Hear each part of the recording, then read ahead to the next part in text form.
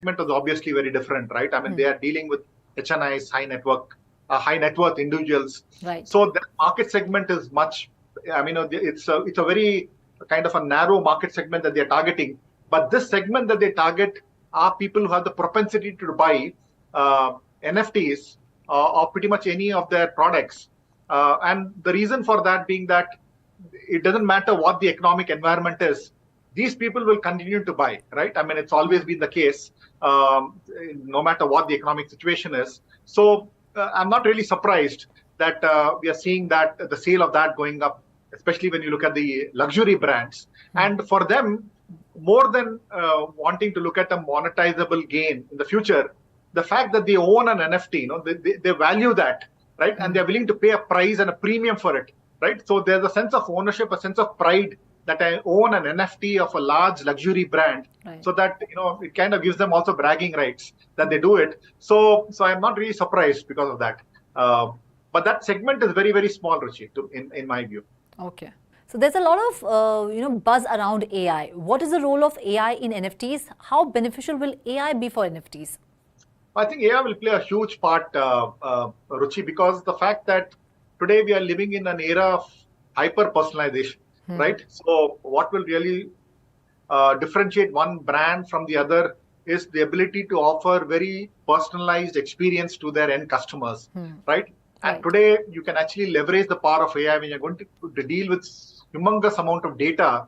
You really are able to understand your buyers much better, their buying patterns, their buying behavior, past history, and so on and so forth. So AI will definitely play a huge part in terms of making sure that you're able to really target your specific audience, give them really hyper-personalized products. And AI will play a huge part there.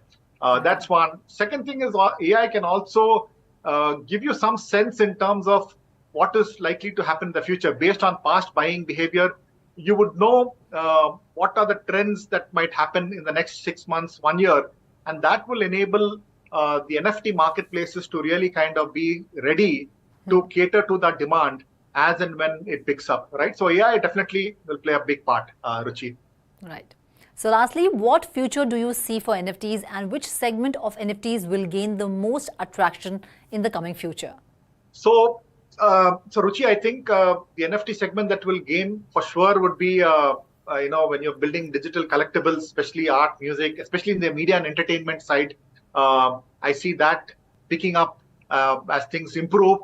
I would say it will take a little longer for those brands which are in the consumer segment. For example, those who are making, say, consumer goods, like it could be, for example, Seat, I know they kind of coming up with NFTs of the tires. Mahindra came up with NFTs of their vehicles, star vehicles. There are other brands who are dealing in the consumer side. I think that segment will take a little longer. But NFTs related to digital collectibles, especially as it relates to art, music, video, images, especially when we're living in this world of generative AI, I think that will probably recover faster compared to the other brands, Ruchi, in my view. Thank you so much for having this conversation with us and giving us your valuable time. Thank you so much. Thank you, Ruchi, for having me. Thank you very much. Thank you. That's all in this conversation for now. This is me, Ruchi Sharma, signing off. Do like, share and subscribe to 3.TV. And for more information and stories, log on to our website www.3wordstv.io or scan the QR code.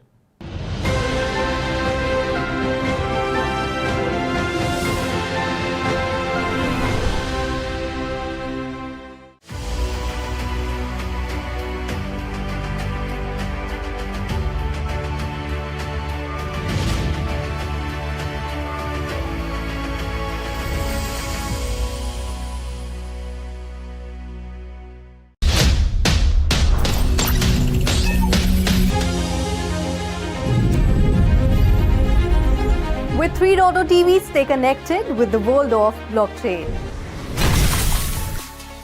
Stay up to date with infinite world of NFTs. Come explore and evolve with 3.TV in the metaverse. So many coins, so much volatility.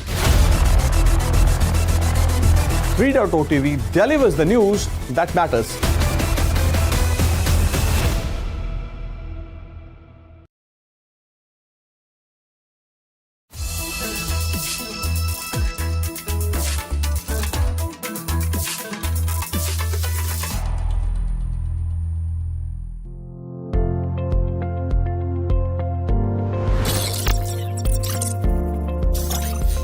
Hello and a very warm welcome to all the viewers of 3.0 TV. I am Manoj Dara reporting from the ABC Conclave, Dubai Marina.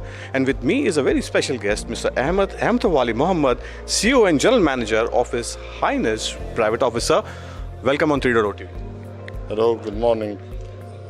I am Ahmed, the CEO of the Private Office of His Highness Sheikh Mohammed bin Ahmed bin Hamdan Al Nahyan, Royal Family of Abu Dhabi. We have more than 135 companies under our Private Office of His Highness. We are not focused in one sector for the business. We have a lot of the business under our umbrella. We are not focused on one kind of business. We are ready to support anyone who needs to start his business in UAE and all GCC country under our Royal Family Office in Abu Dhabi. Fantastic. Since, sir, we are talking about a lot of investments which is coming out from the private office of Abu Dhabi, Sir Highness. So what is your view about the Web3 space? You know, there are a lot of things that are happening. So last year we have seen a lot of events in the Web3 space, you know, that has taken the markets on the downside. What do you think? What's happening in this space? There is some traction which we have seen early in the year, but the market is down again. There are a lot of cybersecurity concerns which are going on in this market. How do you see this Web3 segment picking up for the long term going forward? See, for the Web3 business, such as for cryptocurrency or blockchain or whatever, all of this is a new technology in UAE. This is a big challenge to be entered in UAE or in any other countries, because the people should get the trust for this currency. However, this trust is come, but to take the trust to be work on this currency without the normal currency, and for example, if you are going to use the dirham with the cryptocurrency, people trust the dirham, not trust the currency. But how the companies will work on this to do it and people to take the trust, it is a big challenge. So since you're talking about trust and the long-term objective is to, you know, have some really good projects. What kind of projects, you know, you see that are doing really well? Talking about blockchain technology, there are a lot of traction we have seen in this blockchain space. And last 2 weeks ago, they are provide here in UAE the Islamic coin. Exactly. Yeah, and it's take us such as a social media here in UAE, but we don't know the future for this. Are you an investors in the Islamic coins? Yeah, and we have a lot of the companies under us for cryptocurrency. As I mentioned for you, it's a new challenge, and we have to go through it to see what will be the difference in the world. We don't know, like Corona come and finish, and now maybe start again. I don't know. So what's your view about this metaverse sector? There is a lot of optimism, you know, with this government as far as the metaverse segment is concerned. How do you see this sector going forward, and what kind of projects you are looking at in this sector? For me, for government, if government see this not a good for UAE country, they will not provide any event or give you exception or blah blah like this. But once government here is provide for you access to do the conference on this topic, there is no problem, because alhamdulillah here in UAE we have the strong leadership under the president Sheikh Mohammed bin Zayed Al Nahyan and Sheikh Mohammed bin Rashid Al Maktoum. How much funds you have invested in this allotted for this Web3 segment, and say maybe 6 months down the line, what kind of pipeline you have for this investment? It's depend. I cannot say an exact number, but it's depend. It's depend on our office and our investor. So are you looking to invest, you know, anywhere in this NFT segment, or what kind of projects you are looking at? For me, I need to try the other people to see. All right. After that, I will take the risk. But there might be some kind of optimism, you know, as far as the research office is concerned. So what kind of projects you think that will do well, say maybe 3 months, 6 months down the line, or any aspect or any view you have on this gaming segment as far as the family office? Are you looking to invest in this gaming segment? Absolutely. We are going to invest in anywhere for any such a great business. We don't have any problem. But we have to study again and again to avoid any risk in the future. So talking about one last question before I let you go, what's your view on the cybersecurity space? But because this is actually a big concern as far as the entire market is concerned, roughly around $800 million funds have been siphoned off to the cybersecurity threats. How do you see? As I told you, people should take the trust to take action to work with this cryptocurrency. Without trust, there is no future for the cryptocurrency. All right, so thank you so much for talking to 3.0 TV. It was a pleasure having you over here. I wish you all the best for all your future investments and projects going forward. Thank you.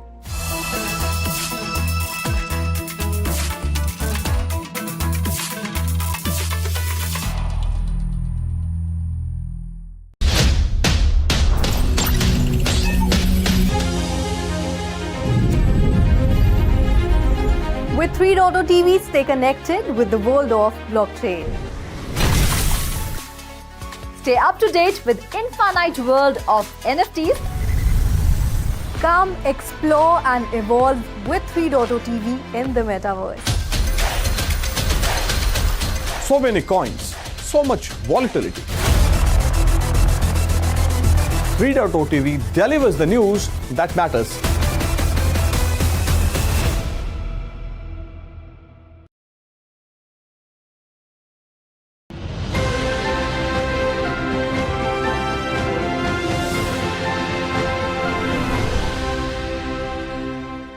Hello and a very warm welcome. I am Ruchi Sharma. The NFT market is going through a major downturn. NFT sales volume has been declining continuously. The floor prices of blue chip NFTs have sunk to 2-year low. How is this impacting the NFT market? To answer these questions and many more, we have a special guest with us, Mr. Nikhil Matre, VP 3D.io. Welcome to 3.0 TV, Mr. Nikhil. Hello. Hello, Ruchi. Thank you so much for having me. Pleasure to be here. Yes, Nikhil. Nikhil, the sales volume of NFTs has been declining for 6 consecutive weeks. Sales of NFTs have dropped more than 49% since January 2023 and 95% since January 2022. What is the reason behind it? Are NFT markets in a death spiral or ready for a resurgence? So I see 3 major reasons. Number 1 is the broader crypto market has cooled down. Yes. I think BTC and Ethereum are considered as benchmarks for the overall crypto market. And because there has been a drawdown in value in these 2 cryptocurrencies, we see that across all sectors which are linked to crypto. Second is there have been a number of high-profile scams and hacks in the NFT market, which has led to the increased scrutiny from regulators and investors, because of which there has been a slowdown, right? And the third reason which I see is most NFT projects lack utility, right? So reports suggest that 95% of the projects are almost worthless. Yeah. So these are the 3 reasons that I see. And in terms of impact, I think we will see a further decline in the value of NFTs. Okay. A decrease in the number of new NFT projects is also something that I foresee. So when do you see the NFT market recovering? So it's a very difficult question to answer. But I think, like I said, if BTC and ETH, if they start recovering, I think, you can treat them as benchmarks. And I see a recovery post, these 2 cryptocurrencies. Okay. So the NFT sales volume has been continuously declining and NFT transaction volumes are also diving. But the number of NFT buyers has surged. What is the reason behind it and what does it imply? So I see a few possible reasons for the decline. One is obviously the possibility that NFT market is simply maturing. As market becomes more saturated, it will become more difficult for new NFT projects to gain traction, right? And another possibility is that the NFT market is becoming more selective. So buyers are more likely to buy NFTs that they believe have long-term potential.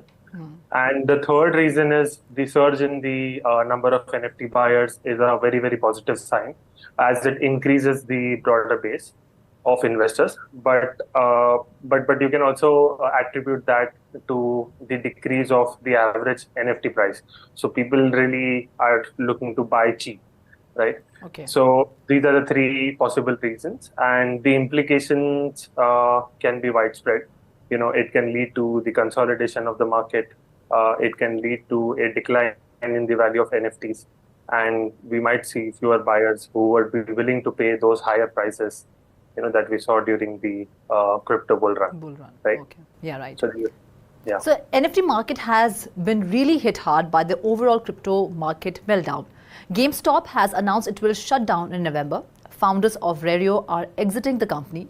Last year we saw WazirX, Tessera and Form Function closing down. Why are NFT platforms and startups losing faith in the NFT market? When will the NFT market recover? So I see two major reasons. Number one is shutting down of platforms like, Glass Video NFT, and WazirX has also shut down its NFT marketplace.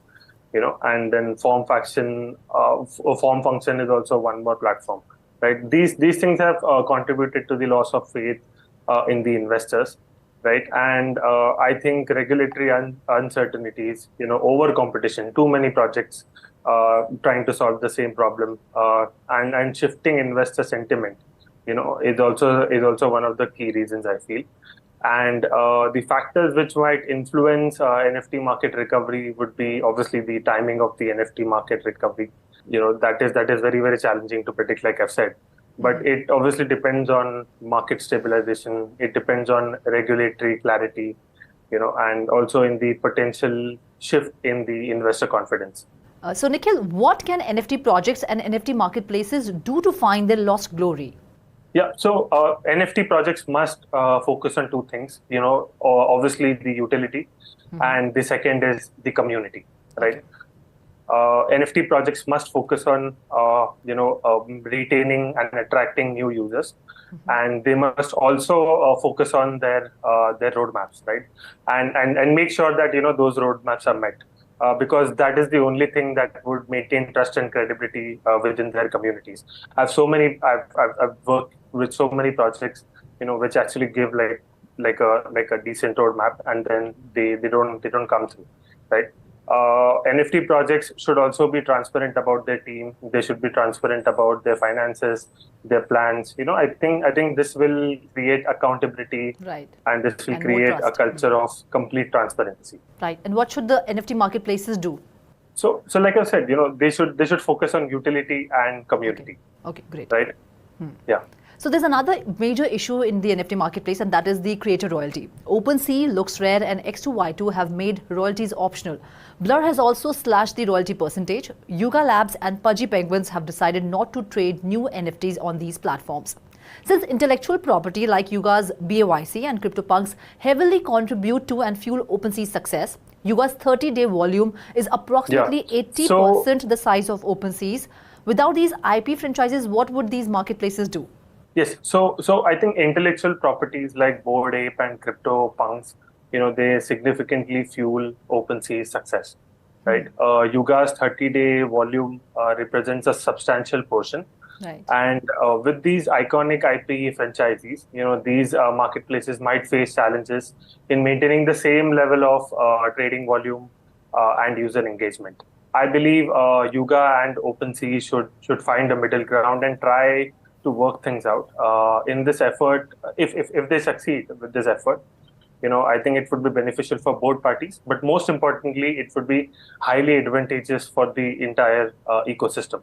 Okay, so there is no doubt in the fact that Ethereum is the leader in NFT sales, always holding the top position, but the contenders for the second spot keep changing between Solana, Polygon and Bitcoin. Which blockchain do you think can give tough competition to Ethereum in terms of NFT sales volume? So I think Solana is most likely the blockchain that should give Ethereum a very tough competition. Okay. In terms of NFT sales volume. Because it has several advantages over Ethereum.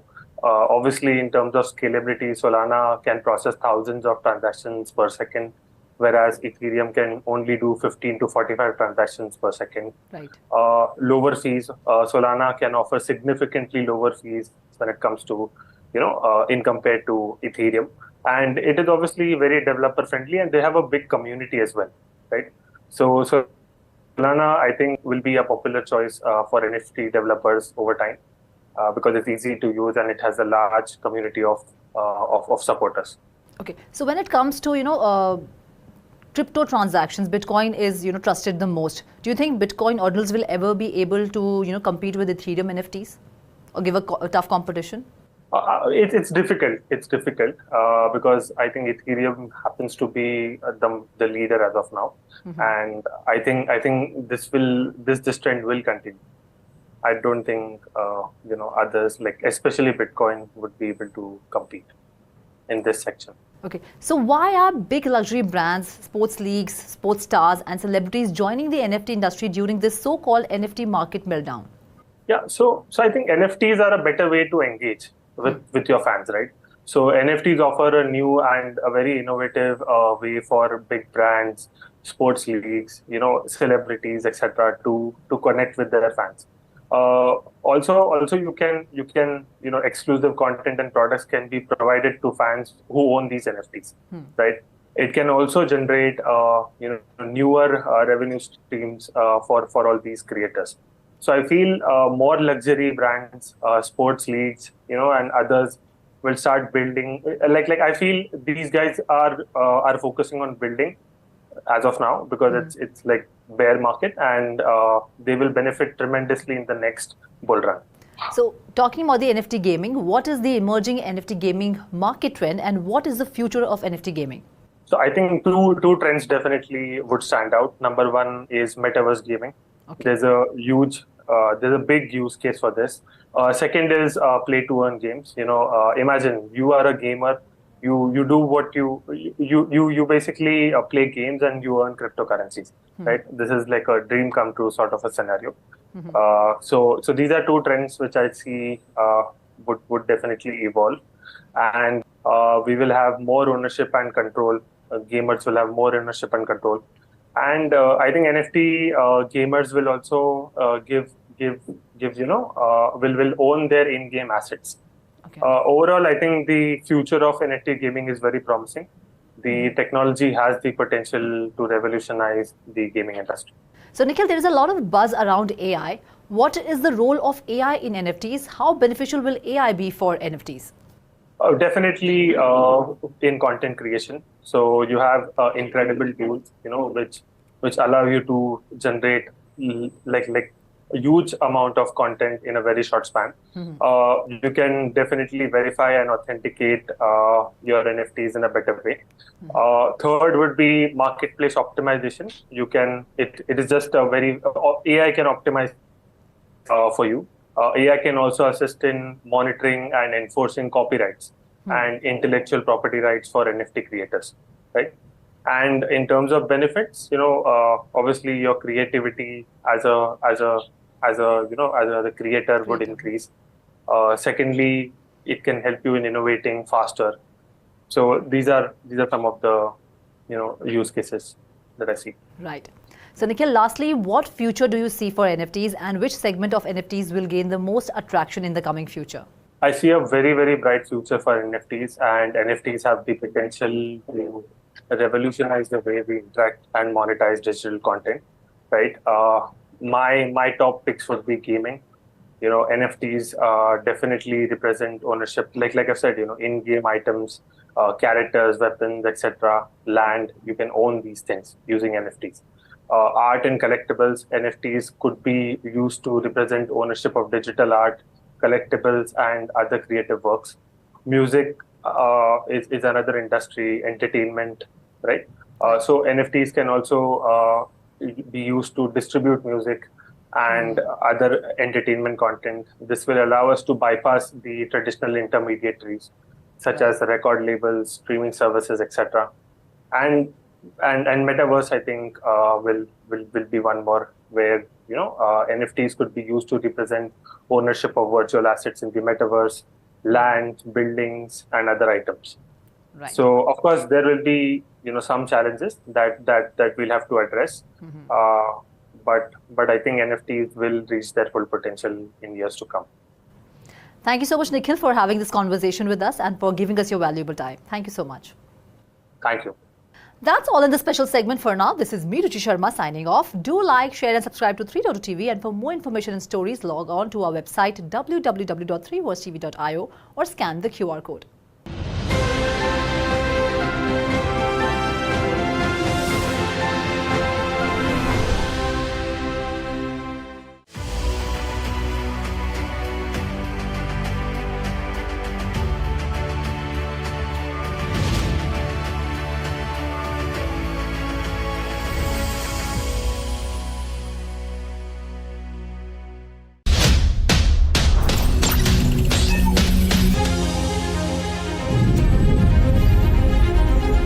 3.0 TV, stay connected with the world of blockchain. Stay up to date with infinite world of NFTs. Come explore and evolve with 3.0 TV in the metaverse.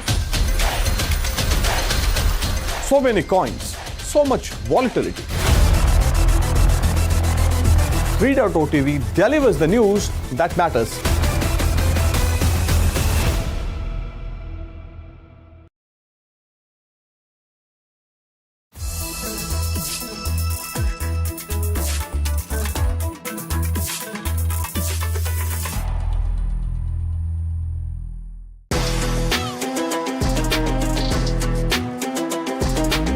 Hello and a very warm welcome to all the viewers of 3.2 TV. This is Manoj Dara from ABC Conclave, and with me is a very special guest from Binance, is Mr. Alex Chadar. He is the General Manager and Executive Director of Binance. Thank you, Manoj, for having me. Alex, welcome on 3.2 TV. So Alex, we are talking about Binance and its long-term objective. What do you see? What are the drivers in this Web3 space Binance is looking at as of now? Because market is going through lot of traction as we are standing here. We spoke last year. The scenario was different.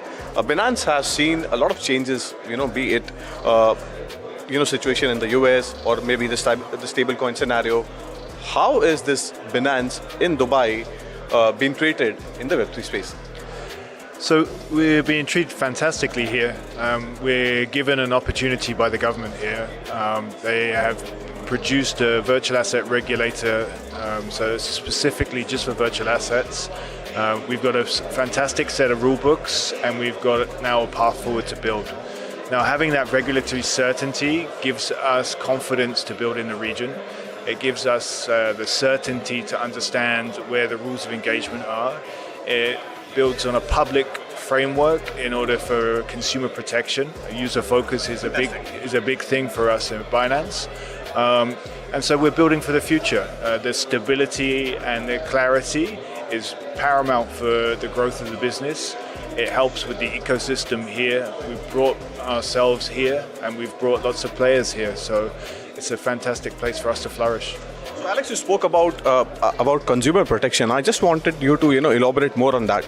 Since there are a lot of cybersecurity concerns, there are a lot of deposits which come into an exchange, and Binance itself, what kind of custodial security services the customers can expect once they are with Binance and your ecosystem going forward. So Binance takes user assets extremely seriously. You've seen proof of reserves. Everything's backed one-to-one. And we have the largest security team on the planet for cryptocurrencies. So we are always developing our security practices. We're always training staff. We're always looking at the newest technology. And that's the advantage the centralized exchange has. As a user, you're not aware of all the best practices. Maybe you're not aware of all the best technologies. And that's why you use an exchange such as us to access the market and reduce the complexity that you need to in order to get involved in cryptocurrencies. It's our job to remove that sophistication and give users comfort. So that's where we are. So you spoke about the kind of security services which Binance is into, but let us focus upon few sectors to begin with. What's your view on the stablecoin sector? So since we are talking about lot of projects being tagged with stablecoins and hence the US dollar correlation. So what do you think is the roadmap for this sector going forward? So the cryptocurrency use cases are becoming more defined. So you're using one use case of stable tokens. So with regulatory clarity now, we're seeing that issuance of stable tokens is generally the domain of central banks. And so they've now understood that this is something they need to regulate, and they're working towards it. In the UAE here, Central Bank of the UAE has said any AED stable token within their purview, and that's very well understood. VARA has an issuance rulebook where it talks about other denominations of stable tokens. So as the crypto market's developing, we're seeing the different use cases and we're understanding more about it. Like 5 years ago, these were not as well defined. And so the ambiguity led to some of these issues. But now we have a path forward. Since we're talking about a lot of ambiguities and the uncertainties being shifted away from this segment, talking about the DeFi space, and we have seen a lot of things have changed since the time FTX big concern has happened, and Binance has also moved forward from there. So how do you see the DeFi scenario, in this situation? You personally spoke really well about this sector, this segment. How do you see this sector going forward? So it's still really early days for DeFi. It's still an exciting experiment, but it's still difficult to use. The user experience isn't great. It's complex. You need to understand about gas fees. You need to you're battling with quite sophisticated players. So it will really develop in maybe a couple of years. Once the wallet solutions become cleaner, we're looking at things now called account abstraction. I mean, you don't really need to understand how to use it, but you need to use products that have these tools to reduce the sophistication, and then you can transact. But there's a use case for both, like DeFi and CeFi. It's the same if you go shopping, you can go into a store or you can use a classified ads to Visual or whatever. There are two different types of use case. So all right, Alex, since we're talking about a lot of sectors, NFT is something which we have seen. The volumes have come off highs, roughly around 90%, down from the top level which we have seen. What is the big concern in this segment? What's your view, how to pump prime this sector? And there are a lot of investments that have come in this sector. As Binance, as an advocate of the Web3 and to take, things in the right manner forward, what is the solution for this sector? So as we now become more accustomed to NFTs and understand what we should do with them, NFTs give a unique ability for content creators to administer and look after their content and monetize it. It gives them a better way of engaging with their communities. The initial sort of flash in the pan was still lots of uncertainty. It was still as an experiment. And so, going back to crypto is still an experimental phase. The fact that it's in the public zeitgeist and people can interact is different to how these kind of products are usually developed in closed loop scenarios, and once they become mature, they're released to the public. Whereas cryptocurrencies are already out and we're experimenting real time. So, the experiment is still going on, and we're understanding better ways of using NFTs, and we're seeing big companies come use NFTs. And so this is the next step. We're seeing engagement and content creators utilizing NFTs for good. So Alex, you spoke about, there are a lot of experiments that are going on. BlackRock and Fidelity, they have applied for the ETFs. We know that, Bitcoin ETF is one of the big game changers for this entire sector. But why do we need ETFs, filing from the BlackRock or the Fidelity? They can go ahead and buy from anywhere, physically. As we're talking about inside in the panel discussion as well, what is the main objective behind this, and how do you see this? If this goes through, will it be a big boost for the entire sector? Well, they actually can't just buy spot because as they're regulated, there are rules for what they can and can't buy, and ETFs are a product they can buy. So it needs to be packaged due to the governance of these funds. And the big fund managers are allocating into crypto because that's how modern portfolio affiliate works. Yeah, it's diversification. So it's institutionalizing the marketplace, and it's bringing the product to more people. And so that's just going to have better effects for everyone. We are into the last segment, and you spoke about women empowerment inside. So what is the main objective of Binance towards maybe driving in this women segment? How much women you see that are trading on the Binance? There are less women trading on Binance than men. I think that's the same across the board for trading platforms. However, at Binance we have a pretty healthy split of men and women. Most of the senior management within the global Binance business are women. And so I think that gives us two sides of the coin. As we were discussing in the panel, it's better to have both voices in a room. It's better to have people discussing from different viewpoints. And Binance definitely feels that way, and we're pushing to equalize the workplace. Fantastic, Alex. And one last question. Since we are talking about cryptocurrencies, Web3 segments, we spoke about a lot of sectors that are, actually responsible for this Web3 scenario. How do you see the technology? I'm talking about the blockchain technology use cases being adopted going forward. And what is your suggestions or last comments for our viewers about this technology, as far as you yourself have the Binance Academy, and we have also learned from it. So how do you see this technology going forward on the educational front? Well, so blockchain gives us a unique advantage that we can have secure, transparent, peer-to-peer transactions, and it really will disenfranchise a lot of third parties that don't add value. So third-party transactions sometimes add value. Brokers do add value when they're doing work for you. But in the financial services, we've seen a bit of bloat, and we've seen opaque nature of these institutions. And so with blockchain, we can really remove some of this bloat, and that's only going to be good for the economy. But we need to educate, as you say, and so people need to understand how they work and what the use cases are. So. All right, thank you so much, Alex. You spoke really well about the entire sector, women empowerment, and the road ahead is blockchain. Alex, thank you so much, and I wish Binance all the best for the future roadmap and targets going forward. Thank you so much, sir. Thank you very much. Bye-bye.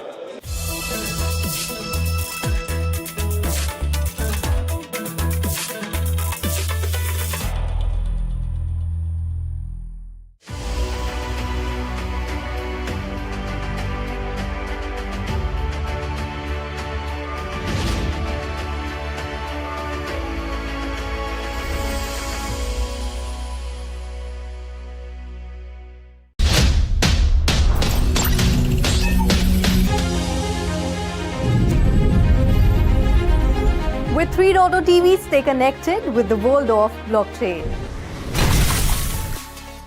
Stay up to date with infinite world of NFTs. Come explore and evolve with 3.0 TV in the metaverse. So many coins, so much volatility. 3.0 TV delivers the news that matters.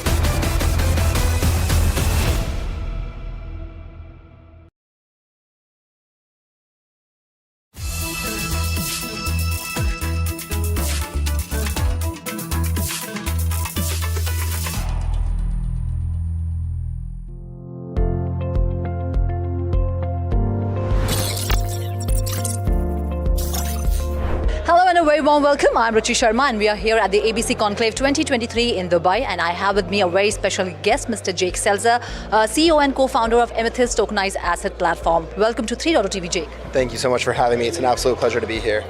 So Jake, the tokenization market is growing at a rapid pace, and it's going to tower, according to the BCG report, it's going to tower $16 trillion, which is 5 times the gold. What is your view on that, and how will tokenized markets, change how financial markets are working, or functioning in terms of increasing liquidity in illiquid assets? Yeah, it's a great question. And so I feel as the space matures and grows, and as we see more regulatory compliance businesses and the models moving sort of with BlackRock and Citi, and so we've seen a lot of these larger institutions sort of come into market, and that has provided a lot of confidence for the smaller venture funds and high net worth individuals to sort of enter into this market. I think of what we had seen in between 2017 and 2022 was a focus on the utility model, and I think there was a lot of rug pull and scams that sort of prevented a lot of growth in the space and sort of deterred a lot of users from entering in. And what we're seeing now is a governmental focus on providing regulation and user protection and consumer protection rights that allow individuals to feel a sense of comfort when they're entering this space and entering into this market. So as you had said before, there's reports claiming, $16 trillion in assets, and, these are just preliminary reports. I think we're going to see a lot more as we start to bring liquidity into markets such as Africa, Southeast Asia, India, right? And so I think as these markets continue to grow and we see more user flow and we see more venture funds come in, I think that we'll see a lot more liquidity enter markets that are essentially considered illiquid now because of a lot of the different barriers of entry. So how do you think will tokenization change the real estate sector or any other sector? Yeah, I think you see it here directly in Dubai, right? Between tokenized assets entering the market, where we see fractional representation of ownership, where if I'm an individual who maybe has $10,000 to invest, right? As long as I meet the accreditation lines, I'm able to purchase a number of different real estate pieces. So I think we're seeing a revolution within real estate and tokenization, where it is providing a market where different users who may have not had these sort of opportunities before are sort of entering this market. And so rapid growth has really occurred due to the fact that we are really experiencing a whole new wave of investors that are coming in and making it more accessible for the average investor to sort of invest into these properties. Because look, if you have $1 million investment, it's hard sometimes to fill that. And so, buying a $10,000 fractional asset. And so I think we're seeing even large projects like Gnome and the Line project, where you're seeing these like small percentages of fractional assets sort of entering the market. And so I think it's been incredible for the real estate. I think we'll continue to see growth within the real estate sector, especially when it comes to tokenization and securitization. And I think as regulation, and again, kind of going back to that consumer protection rights, I think we'll see a lot more growth within the sector, especially within real estate and commodities. So can you highlight a few of big major projects and some use cases? Yeah, absolutely. So Neom, the Line project is one, right? So they're tokenizing 1% of their equity. I think we've seen actually a Four Seasons hotel that's being done in Thailand is being fractionalized as well.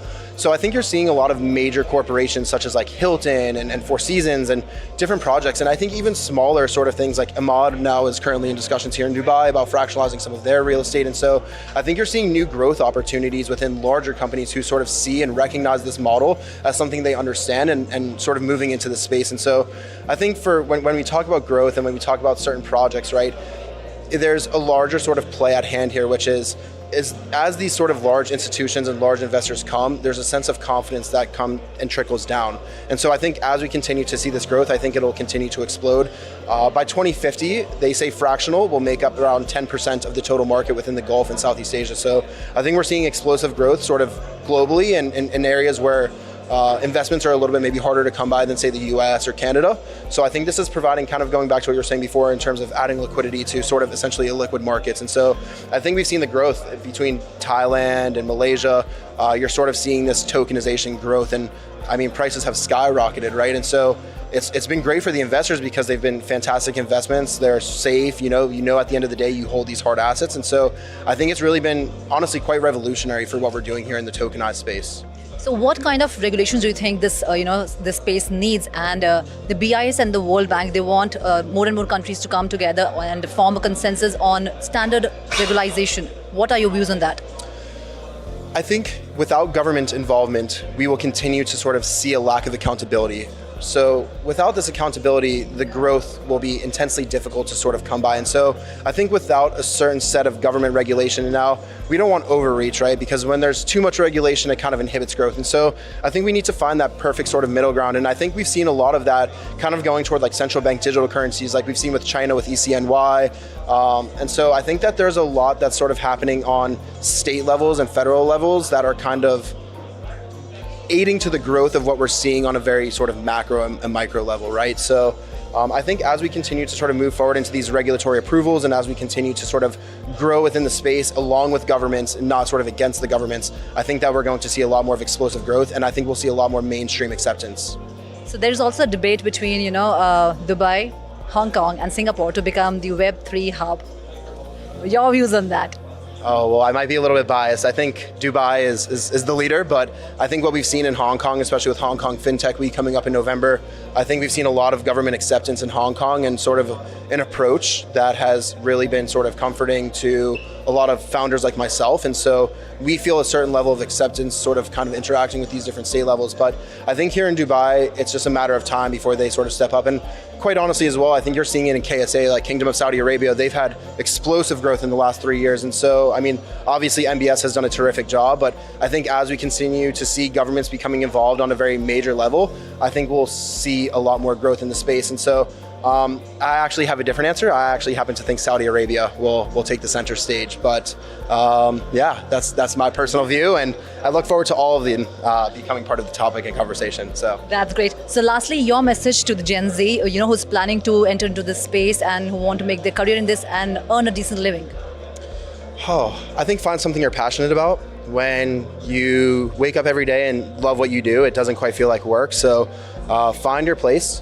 Sometimes it takes a little bit of time, but I think there's tons of opportunities here. We're seeing it within the tech sector. We're seeing it within the growth sector. I mean, you look at economies like Vietnam. Vietnam has been able to have massive explosion when it comes to sort of these IT houses, and I think we're seeing exactly gaming and different things, right? So these play to earn apps and different things. So I see, huge growth within small and emerging economies, but I think for anybody out there, just find your passion and follow your dreams and kind of just make your way. Things have a way of tending to work out. So yeah, that would definitely be my advice. Thank you so much, Jake, for having this conversation with us. It was a pleasure talking to you. Absolutely a pleasure. Thank you so much for having me. I look forward to more interviews as well. Thank you. Thank you so much. This was the the entire conversation. That's all in this conversation for now. This is me, Ruchi Sharma, signing off. Keep watching 3 TV.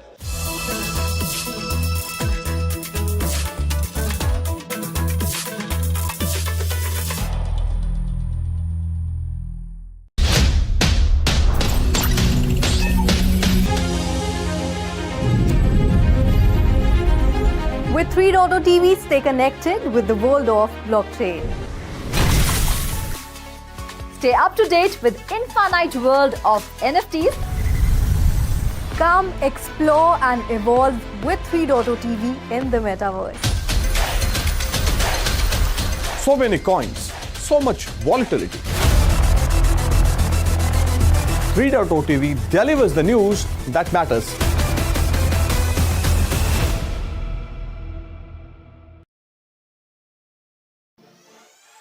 Hello and welcome to 3 TV. I am your host, Ruchi Sharma.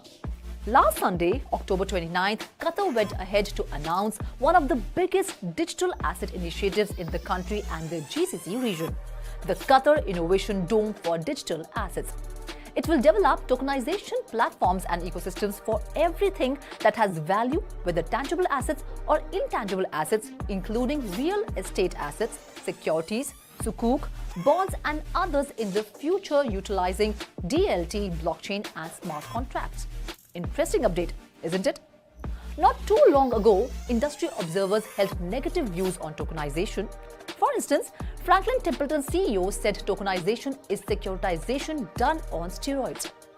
But things have changed since such remarks, and markets are beginning to realize the potential of tokenization, especially the possibility of generating liquidity for certain assets that are difficult to liquidate on urgency. As per BCG, the asset tokenization market will reach $16.1 trillion by 2030. That's huge, almost 5 times the gold market. Everyone from institutions to music artists are queuing up to encash the opportunity. KKR, the second largest PE firm, is tokenizing a part of its healthcare growth funds. They will use tokenization to lower the minimums for access to their funds.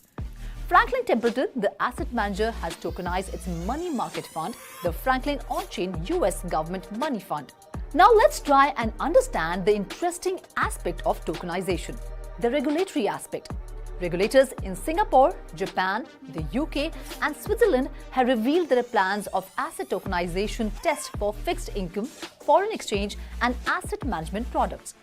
The Monetary Authority of Singapore has set up Project Guardian, a policy-maker group that includes Japan's Financial Services Agency, the UK's Financial Conduct Authority and the Swiss Financial Market Supervisory Authority to advance cross-border collaboration in asset tokenization. Project Guardian is focused on discussing the legal and accounting treatment of digital assets, identifying potential risks and gaps in policy, as well as developing common standards for digital asset market design and best practices across jurisdictions. The project will also look to facilitate industry pilots for digital asset through regulatory sandboxes, according to MAS announcement. MAS partnership with FSA, FCA and FINMA shows a strong desire among policymakers to deepen our understanding of the opportunities and risks arising from digital asset innovation, Leong Sing Cheong, an MAS Deputy Managing Director, said in a statement. No wonder tokenization is all the buzz among banking giants and institutions worldwide. As leading economies testing bond issuance and fund tokenization, there is possibility of improvement in the efficiency of global financial markets. That's it in today's special edition. This is me, Ruchi Sharma, signing off. Keep watching 3.2 TV for more such interesting updates. And for more stories, log on to our website www.3versetv.io or scan the QR code.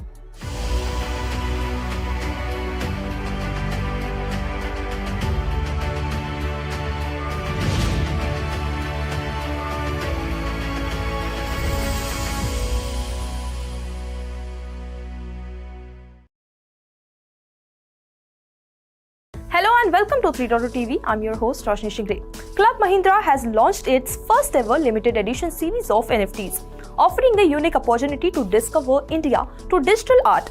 The NFT collection consists of 21 AI-generated digital artworks inspired by the iconic paintings by global maestros. The series is a fusion art that celebrates the beauty of some of India's incredible destinations and the spectacular masterpieces by legendary artists. Club Mahindra's NFT offering provides an incredible opportunity for art lovers, holiday enthusiasts and art collectors to own a piece of exclusive virtual art showcasing images of Club Mahindra Resort. Club Mahindra has joined hands with Treasure Pack to host these utility-led NFTs minted on Polygon Proof of Stake, offering diverse range of resort images in MP4 and GIF files. Today, we are going to talk about a token which has witnessed an impressive price surge of over 930% since the beginning of the year, despite the overall crypto market experiencing a bearish trend. This substantial increase reflects a remarkable performance, with the price surging by more than 10-fold. This token is called Injective, which presently boasts a market capitalization of approximately $1 billion. This positions the token at 44th place in terms of market capitalization rankings. However, it's worth noting that the daily trading volume of INJ is just under $80 million, which appears relatively low compared to its market capitalization. The token has displayed remarkable strength against Bitcoin throughout the year, registering a substantial 432% increase in value since the start of the year. Move-to-earn game for mobile STEPN and electronic musician Steve Aoki have launched a new partnership that will see the release of an exclusive line of digital shoes through Solana NFTs. The alliance is connected to the DJ's A0K1 Verse, a membership club that is based on NFT that offers holders exclusive advantages. The Steve Aoki and STEPN collection will include 300 collaborative sneakers available in 4 designs: walker, jogger, runner and trainer. STEPN will release 60 editions of each NFT design via the MOOAR marketplace from October 31st to November 4, priced at 3,500 GMT or about $695. Another 60 NFTs from the collection will be distributed to Aoki's fan community, bringing the total number of collaborative digital kicks to 300 NFT editions. STEPN, developed by Find Satoshi Lab, is a move-to-earn game where users buy NFT sneakers, connect them to their phones, and earn rewards for walking, jogging, and running. The company claims more than 2 million monthly active users for STEPN. That's all in the story. Keep watching 3.2 TV for more such updates and log on to our website www.3versetv.io or scan the QR code for more such updates.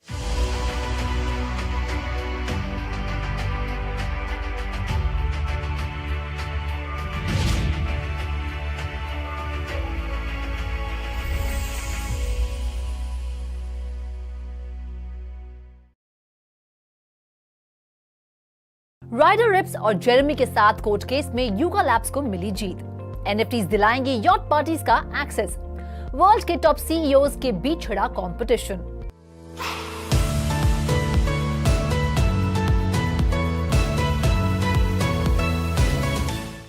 Hello and a very warm welcome to all of you. Yuga Labs को मिली court case में जीत से लेकर world के top CEOs के बीच होने वाले challenges और contest से जुड़ी कई मजेदार एनएफटी अपडेट्स मैं रुचि शर्मा आपके लिए लेकर आई हूँ। तो हो जाइए एनएफटी वर्स के इस खास एपिसोड के लिए तैयार। इसमें आपके फेवरेट एनएफटी प्रोजेक्ट्स की डिटेल्स तो होंगी ही, साथ ही हम एक स्पेशल गेस्ट से भी मुलाकात करेंगे। लेकिन सबसे पहले जानते हैं Q3 में कैसा रहा एनएफटी मार्केट का हाल। CoinGecko.com के डेटा के अनुसार एनएफटी ट्रेडिंग वॉल्यूम 2023 के सेकंड क्वार्टर में $3.67 बिलियन से थर्ड क्वार्टर में $1.63 बिलियन तक गिर गई। एनएफटी मार्केट का डाउनफॉल जून में शुरू हुआ। एनएफटी ट्रेडिंग वॉल्यूम के गिरने के बावजूद इथेरियम नेटवर्क ने Q3 में 83.2% के साथ अपनी डोमिनेंस मेंटेन की। भले ही इथेरियम Q3 में सबसे आगे रही, लेकिन मई में अपनी पीक से काफी नीचे रही। करीब 3 महीनों तक गिरने के बाद सितंबर में जाकर इथेरियम ने तेजी पकड़ी। तो दूसरी तरफ इम्यूटेबल एक्स एनएफटीज के लिए Q3 $20 million monthly trading sales volume के साथ काफी अच्छा रहा। इम्यूटेबल एक्स एनएफटीज का मार्केट शेयर Q2 में 2.1% से Q3 में 3.9% तक बढ़ा। इस पर और ज्यादा जानकारी के लिए चलिए रुक करते हैं हमारे स्पेशल गेस्ट का। Welcome to 3.0 TV. Crypto currency market में आए उछाल के साथ ही एनएफटी मार्केट में भी सर्ज देखा गया है। क्या ये मान लिया जाए कि एनएफटी के अच्छे दिन लौट आए हैं? एनएफटी मार्केट का फ्यूचर कैसा रहेगा? So as we all know, NFT and even the whole blockchain or the Web3 market is seen quite a decline in past few months from the start of the 2023. It's become all-time low, and there are certain factors responsible for this decline. One is that the overall economy of the world is on the downfall. There are very hard economy, and even the traditional market is all time down, and that affects the blockchain economy or the cryptocurrency also. Last few months, we can say, or in the upcoming months, we have seen quite a good raise in the NFT market and in the cryptocurrency, and it's expected that soon the market will start growing back. People will start coming, users will start investing more and more on the NFT. There will be more sales and purchases, and the overall investment and economy will become better, which says it all, that the NFT is not going to just vanish away or just disappear. Thank you so much हमसे बातचीत करने के लिए, अपना कीमती समय हमें देने के लिए। तारीख पर तारीख मिलने के बाद अब आखिरकार राइपर रिप्स और जेरेमी के साथ युगा लैब्स के चल रहे कोर्ट केस में फैसला आ गया है और जीत युगा लैब्स की हुई है। राइडर रिप्स और जेरेमी केहन के खिलाफ ट्रेडमार्क इंफ्रिंजमेंट केस में यूएस डिस्ट्रिक्ट कोर्ट ने bored ape yacht club makers Yuga Labs के हक में फैसला सुनाया है। जज ने एनएफटी आर्टिस्ट राइडर रिप्स और जेरेमी केहन को bored ape yacht club creator Yuga Labs को डिस्गॉर्जमेंट और डैमेजेस के तौर पर $1.57 मिलियन चुकाने का फैसला सुनाया है। दरअसल रिप्स और केहन ने bored ape yacht club collectives के कॉपीकैट वर्जन्स बनाकर कॉपीराइट लॉ वायलेट किया था।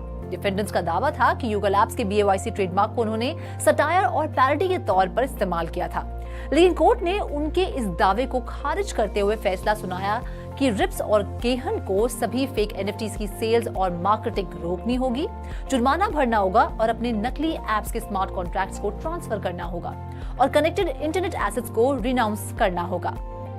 एनएफटी खरीदो और फिर यॉट पर जिंदगी के मजे लो। भाई वाह, क्या लाइफ है। मैं मजाक नहीं कर रही, अब ये पॉसिबल है। एनएफटीज के साथ पॉसिबिलिटीज कितनी बढ़ गई है। क्या कभी आपने सोचा था कि किसी एनएफटी को खरीदने से यॉट पर पार्टीज एंजॉय करने से लेकर फिशिंग और यहाँ तक कि यॉट खरीदने तक का मौका मिल सकता है? सुपर यॉट डिजाइनर मार्कोलो कसाली ने हाल ही में क्लाउड यॉट्स के साथ कोलैबोरेट किया है। क्लाउड यॉट्स मेटावर्स का पहला डिजिटल यॉट डीलर है जिसने 500 फ्रीडम कलेक्शन एनएफटीज क्रिएट की थी। क्लाउड यॉट्स के साथ कसाली का सेकंड एनएफटी ड्रॉप है द फ्रीडम कलेक्शन। इसमें 500 ऐसी एनएफटीज हैं जिसमें यॉट पर फैमिली और फ्रेंड्स के साथ मौज मस्ती डिपिक्ट की गई है। इन एनएफटीज को बतौर पेंटिंग बेचने के अलावा इनके साथ और कई बड़े बड़े फायदे जुड़े हुए हैं, जैसे कि फ्रीडम कलेक्शन एनएफटी के ओनर यॉटिंग एंजॉय कर सकते हैं, सुपर यॉट पार्टीज के इनवाइट्स पा सकते हैं, फ्री बोट शो टिकट्स पा सकते हैं और भी बहुत कुछ। आपको जानकर हैरानी होगी कि फ्रीडम कलेक्शन एनएफटीज के ओनर बोट का 3D मॉडल बनाकर मेटावर्स में उसे इस्तेमाल भी कर सकते हैं। सोचिए कैसा हो अगर टाई पहनकर और कोट पहनकर बड़ी बड़ी कंपनीज के सीईओ ओलंपिक्स में दौड़ते हुए नजर आए। दौड़ते हुए तो नहीं, लेकिन सीईओज के एक्सक्लूसिव ओलंपिक्स में कई सीईओज जल्द भाग लेते हुए दिखेंगे। जी हाँ, सीईओ ओलंपिक्स ये प्रीमियर इवेंट इनोवेशन को नेक्स्ट लेवल पर ले जाने को तैयार है, क्योंकि इसमें दुनिया के टॉप सीईओज कई तरह के चैलेंजेस और कॉन्टेस्ट में पार्टिसिपेट करेंगे। ऑर्गेनाइजेशन ने अनाउंस किया है कि वो ओपनसी पर limited edition NFT drop release करेंगे, जिसमें फर्स्ट 99 टिकट्स लोगों को ऑफर की जाएंगी, जिसमें ना सिर्फ विनर्स खुद गेम अटेंड कर पाएंगे, बल्कि उन्हें ऑल इंक्लूसिव ट्रिप भी मिलेंगे। ये एनएफटी टिकट्स एक्सक्लूसिविटी को रीडिफाइन करेंगी और होल्डर्स को यूनिक एक्सपीरियंस ऑफर करेंगी, जिसमें ना सिर्फ गेम्स के लिए एक्सेस होगा, बल्कि एक ऑल इंक्लूसिव ट्रिप भी होगी, जिसमें accommodation, gourmet dining experience, participating CEOs के साथ एक्सक्लूसिव मीट एंड ग्रीट्स और बिहाइंड द सीन्स टूर्स शामिल होंगे। पिछले साल वजीर एक्स के साथ एनएफटी प्लेटफॉर्म के बंद होने का जो सिलसिला शुरू हुआ था, वो अब तक जारी है। बंद हो रहे एनएफटी स्टार्टअप्स की लिस्ट में जल्द एक और नाम शामिल होने वाला है। वजीर एक्स फॉर्म फंक्शन के बाद अब एक और एनएफटी प्लेटफॉर्म एसिंक आर्ट पर ताला लगने वाला है। एसिंक आर्ट ने ये अनाउंस किया है कि वो आने वाले महीनों में अपने ऑपरेशंस बंद कर देंगे। फिर भी एसिंक एनएफटीज आईपीएफएस पर सिक्योरली पिन रहेंगी और ऑन चेन इसकी प्रेजेंस बनी रहेगी। लेकिन याद रहे कि एसिंक मार्केट न्यू परचेजेस के लिए सपोर्ट 2023 के अंत में बंद कर देगी। साथ ही एसिंक आर्ट इस अनाउंसमेंट के बाद से कोई नया सबमिशन एक्सेप्ट नहीं करेगा। एसिंक की टीम अपने व्यूअर्स के लिए सिंप्लीफाइड प्लेटफॉर्म लॉन्च करने की पॉसिबिलिटीज को खंगाल रही है, ताकि कलेक्टर्स और एंथुसियास्ट आगे भी इन डिजिटल आर्टवर्क्स के साथ एंगेज कर सके। Well, that's all in this episode of NFT viewers. वक्त आ गया है आपसे विदा लेने का, लेकिन एनएफटी की दुनिया से ऐसी ही और मजेदार खबरें मैं रुचि शर्मा आपके लिए हर हफ्ते लाती रहूंगी। Till then, do like, share and subscribe to 3.2TV और इसी तरह की इंटरेस्टिंग अपडेट्स के लिए लॉग ऑन करें हमारी वेबसाइट www.3worldstv.io पर या फिर QR कोड को स्कैन करें।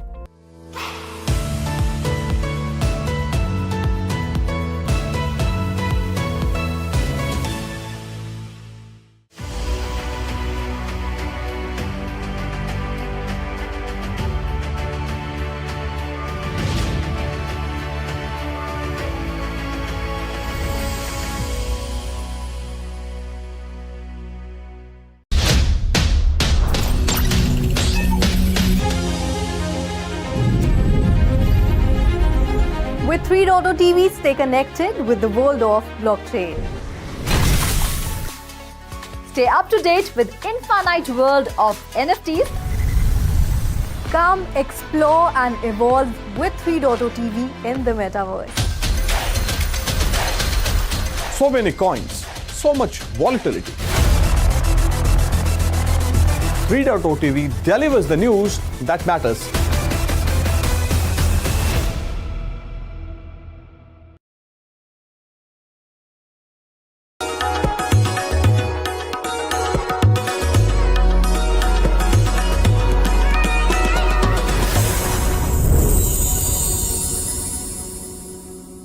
Hello and welcome to 3.2TV. I am Vishakha Thakur. Metaverse is playing a vital role in transforming business models across the globe.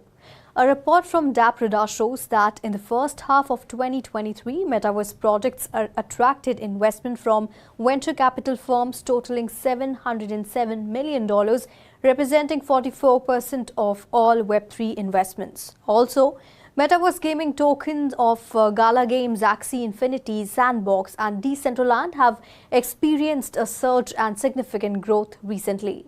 So to discuss in detail about what exactly is happening in the Metaverse space, I have been joined by Mr. Tarneet Singh, VP Operations at Bit Delta. Welcome to 3.2TV, sir. Hi, good evening, everyone. Your opening remarks on current scenario of Metaverse market. So, speaking on the opening remarks, I'm not at all surprised with the investment VCs are doing in the market. And if we talk about gaming industry, I've just heard like $2.3 billion of the investment has hit the market in 2023 itself. And if we talk of VCs only focus is on the ROI. And if you go to the McKinsey report, it says by 2030, we will have a $5 trillion business growth in Metaverse itself. And if you look at Citi report also, it says $13 trillion by 2030.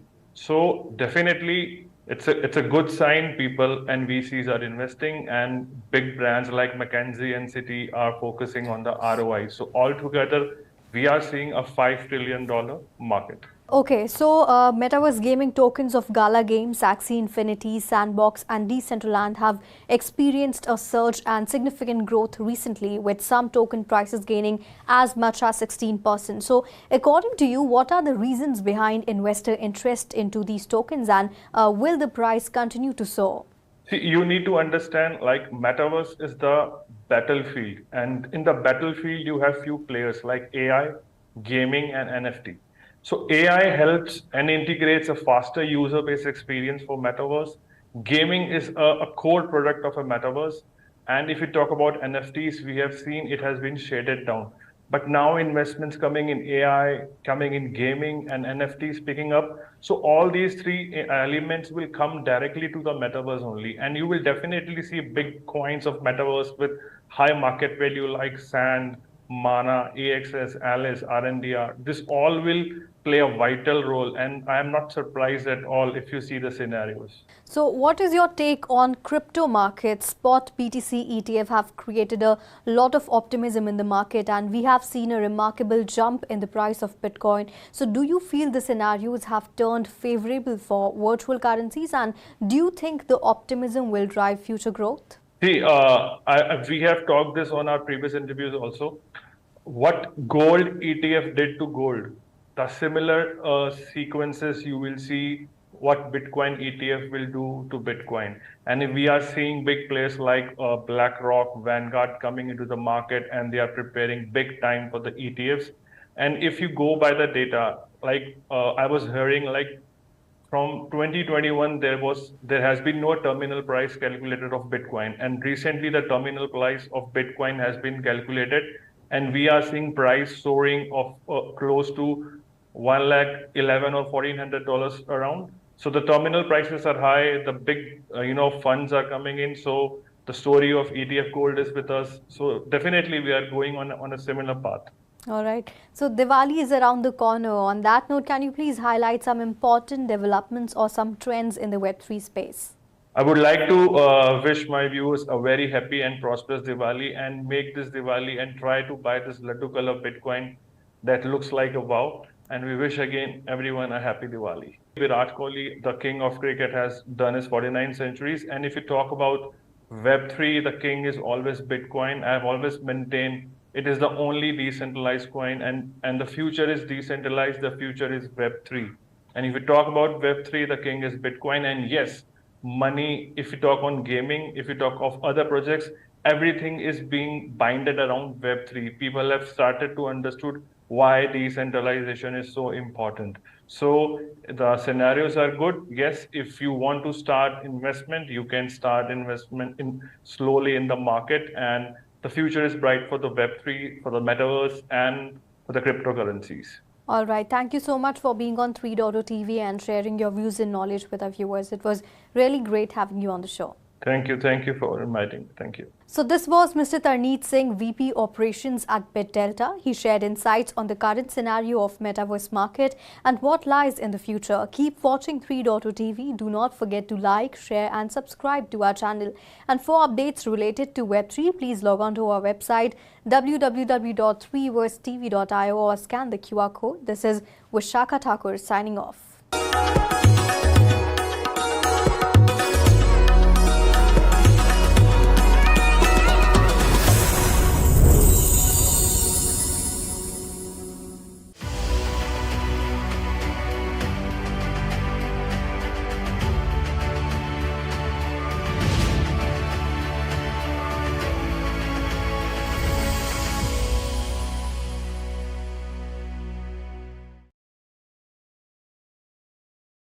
Hello and welcome to 3.0 TV. I am your host Vishakha Thakur. Gaming has been a popular pastime for decades, but with the advent of blockchain technology, a new type of game has emerged: Web3 games. One major contributor in the Web3 gaming industry is one and only Animoca Brands. With $6 billion valuation, Animoca Brands is a leading digital entertainment company that focuses on blockchain and gamification. It is a Deloitte Tech Fast winner and a Fortune Crypto 40 company. The company develops and publishes a wide range of products including original games like The Sandbox and popular intellectual property products like Disney, WWE, and Snoop Dogg. Animoca Brands has multiple subsidiaries including The Sandbox, Blowfish Studios, Quid, Game E, Enway, Pixel, Forge, Limpo, Animoca Brands Japan, Grease Monkey Games, Eden Games, Nota Games, Tiny Tap, BE Dot, Pixelinks, and Replay Media. Web3 behemoth Animoca Brands has invested in a lot of startups and big companies and continues to do so. Animoca Brands has recently acquired Azarus, a Web3 streaming platform, marking a significant shift in the gaming and blockchain industries, although the terms of the acquisition remain under wraps. Animoca is now bringing Azarus under their wing, aiming to create a future where streaming, interaction, and blockchain rewards merge in epic fashion. The move enables creators to take their content across digital realms, bringing their audience with them and opening doors to unprecedented sponsorship opportunities and fan engagement rewards. Animoca is poised to lead the charge in the metaverse, with investors like Kleiner Perkins and Galaxy Digital watching as they take the platform to new heights. This acquisition is not just a win for Animoca but also for the streaming world, blockchain community, and millions of viewers and gamers worldwide. According to a latest development, Saudi Arabia's Neom Investment Fund is proposing to invest $50 million in Animoca Brands. Under the new arrangement, Animoca will build Web3 service capabilities while Neom will support its aspirations as a futuristic technology hub. Neom will invest $25 million on convertible notes and another $25 million to buy Animoca shares, according to a press release. Following this news and speculation over a potential approval of a spot Bitcoin exchange-traded fund, several gaming and metaverse tokens have seen some of the largest gains amongst major cryptocurrencies, rebounding to claim sizable double-digit percentage boosts over the past week. Gala, the token of the Gala Games ecosystem, has been the largest gainer, rising 42% to $0.02 per token, according to CoinGecko. Another big gainer is AXS, the governance token of Axie Infinity, which has risen 28% to $5.76, the highest price since mid-August. ApeCoin, the Ethereum-based token of the Bored Ape Yacht Club ecosystem, has also seen a 20% increase to $1.36, the highest price since October. Mana, the token of the Decentraland Metaverse game, has risen 21% to above $0.37, while Sand token has increased almost 15% to $0.35. Well, we got a chance to interview Mr. Yatsu, founder of Animoca Brands, in the ABC Conclave Dubai Marina, where he shared with us very insightful information about the global Web3 gaming paradigm.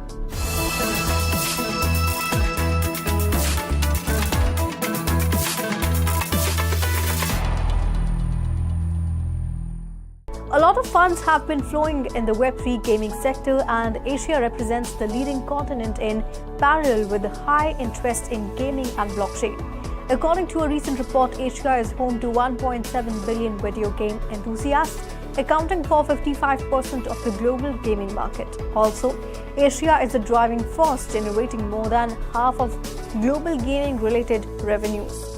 Let's listen in from Mr. Yatsu on what he has to tell us about the adoption of Web3 gaming across the globe. Billions of dollars was invested in Web3 gaming in the last 1.5 years, and all of them are all about to launch these high-quality games. So we're very excited about that. So you spoke about mass adoption. Which pockets of, from where this growth is going to come geographically? If you could just explain what is your main intention and focus? So while Web3 is a global paradigm, I would say we would expect most of the growth to come in places like Asia and possibly also Middle East. The reason why is not just because people in Asia as a percentage are more gamers, but it's also that the regulatory framework in those countries is much more friendlier. So for instance, if you look at Hong Kong, Japan, Southeast Asia, or even here in Dubai, actually you could see that regulatory-wise and government-wise, they're very forward, and as a result, people are much more comfortable and they're excited about those possibilities. Whereas in places like the US, for the time being, are struggling with that, not because they're industry people who really want to push it forward, but because there's regulatory unclarity, because there is certain kind of fear and doubt what's going on, and of course, the recent events haven't been helpful at all. So that's one of the reasons why I think Asia will lead. And by the way, that's what happened with free-to-play gaming. Free-to-play gaming was led by Asia first, before it started taking over the rest of the world. So you spoke about Asia. What's your view on India, and what kind of matrix, revenue matrix you look at when you enter any segment? Say, for example, if you wanted to enter India, what kind of top line or maybe margin factors you will? Well, first of all, I think there are many things that make India a very good market, especially when you think also some of the most successful early crypto founders have actually come from the Indian peninsula. And we work very closely with some of them, like for instance, like Polygon and those guys. Those are a great team. But I would say that one of the differences about India versus other parts of Asia is that the regulatory framework isn't completely clear yet. And I think that's holding it back. And I do believe that if the Indian government actually starts to embrace this opportunity, because one of the things that Web3 is really powerful. Data Horizon Research reports that the metaverse gaming market was valued at $21.6 billion in 2022 and is projected to reach $568.8 billion by 2032 with a CAGR of 38.6%. Mr. Siu provides insights into the metaverse gaming industry. So first, there's a distinction between the metaverse, which is what Facebook, for instance, would be pushing, versus what we describe as the open metaverse, which is one that's powered by blockchain and Web3. And really, the paradigm for us isn't VR goggles. That's the way to experience the metaverse. Right. The paradigm for us is property rights, ownership. In other words, if you don't own anything in your online space, in your online time, then it's kind of pointless. Right. You're really just a guest and a visitor and all that, and all the value accrues to the platforms, which doesn't make sense. So for us, the real I would say the meaning behind the open metaverse is digital property rights, is you have your own digital sovereignty, and means you have rights over your assets, and that's the crucial point. Mr. Siu also discussed the future of NFT gaming market and the NFT gaming airdrop mechanism, highlighting the potential for players and participants to receive virtual assets in preparation for future game launches or virtual events. So the reason what happens, why airdrops work so well, is that you're actually providing basically assets and content to the very customers you want to experience. So when you think about marketing, normally when you market a Web2 game, you spend money on Google and Facebook and Apple and you advertise and spend millions and millions of dollars. And then you hope that those millions of dollars will give you some customers. Well, you have a few problems. One, the customer you obtain may not stay with you. In fact, the retention rate is famously below 95%, right? So it means that you're really spending a lot of money in hot air. The second one is all that money you're spending goes to platforms like Apple and Google and Facebook who don't reinvest it in games. They don't care about your success, right? Exactly. They don't do that, right? So the airdrop mechanism is more superior in the sense that you're giving airdrops to individuals, which someone could sell. So you're still giving away millions of dollars of value. You can't think of it as giving away something for free. You're giving something of value, but the difference is you're giving it to the gamer, which has a much higher percentage of not just staying and playing the game, but also is someone who actually will accrue better value for your network because he might reinvest in your game or he might invest in another game, right? In other words, it's more empowering for the end user and it's better for the game studio. But again, it is a different paradigm because in the Web2 world, that's all in this story. Keep watching 3.0 TV for more such interesting updates and log on to our website www.3versetv.io or scan the QR code. This is me, Vishakha Thakur, signing off.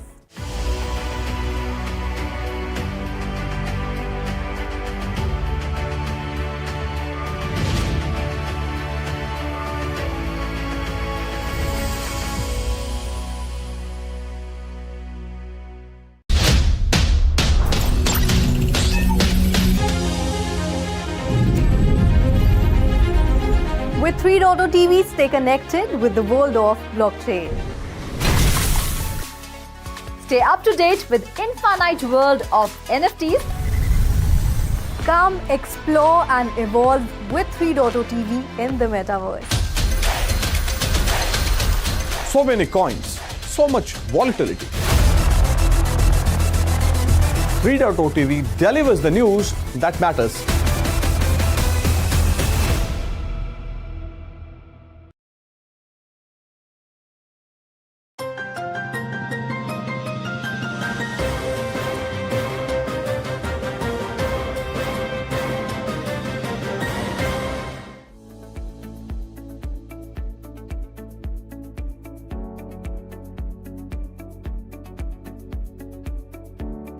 Robinhood, an American financial services company headquartered in Menlo Park, California, plans to offer crypto trading platform for its European clients and a brokerage operations in the UK very soon.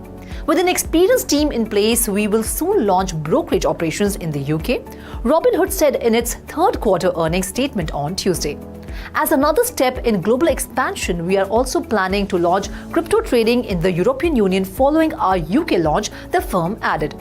The company was looking to hire staff in the UK as it plans to expand into the region. It may be recalled that some crypto firms suspended serving UK customers thanks to new promotions rules that require crypto firms to provide clear risk labels and implement system changes came into effect on October 8th. Robinhood's crypto-related revenue for the third quarter fell 55% to $23 million from the same quarter 1 year earlier. In June, Robinhood ended support for all tokens named as securities in the SEC lawsuit against crypto exchanges Binance and Coinbase. Those tokens were Cardano, Polygon, and Solana. The trading platform currently offers trading for 15 different cryptocurrencies, including Bitcoin, Ether, Dogecoin, and Avalanche. Company shares were low by 5.8% in post-market action as Q3 revenue came in shy of analyst estimates and guidance disappointed as well.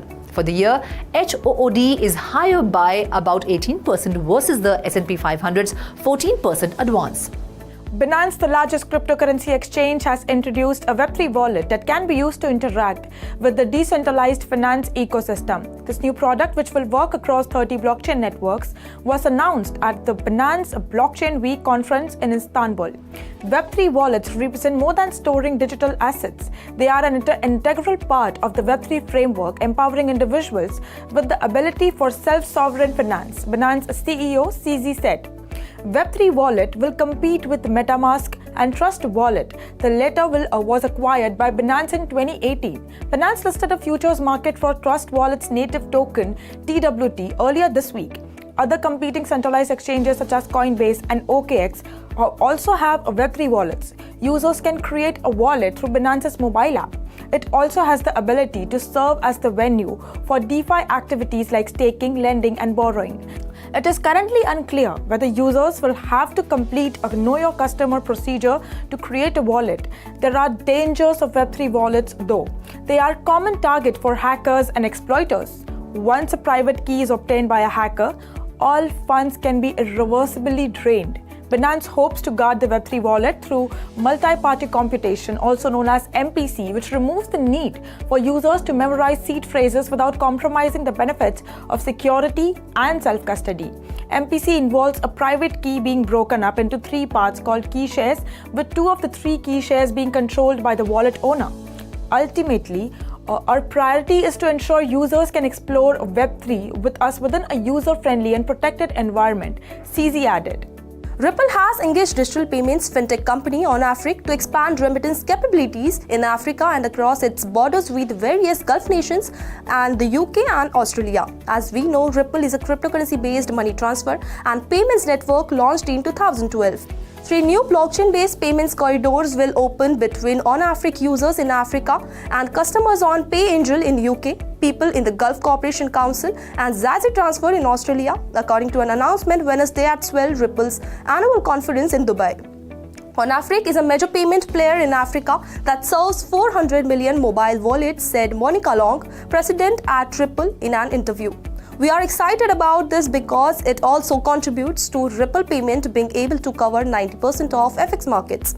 Ripple has become the mascot of resistance within the crypto industry for standing up to and partially prevailing against what is largely regarded as heavy-handed and reactionary US Securities and Exchange Commission. Price of Ripple's native token XRP surged this week, led by the approval of the token by the Dubai Financial Services Authority, as well as Ripple's involvement in the central bank digital currency project with National Bank of Georgia. In addition, Ripple's announced the various products enhancement and license updates, including a focus on payments between enterprises and smaller businesses. Our set of licenses means we can serve a bigger market, Long said. Previously, we only served licensed financial institutions, and now we are able to serve enterprises and SMEs. So, for example, importer exporters and paying suppliers overseas or paying employees in a company that has freelance developers in different parts of the world. That's all in today's special segment. For more such updates, watch 3.tv or log on to our website www.3versetv.io or scan the QR code. Thank you.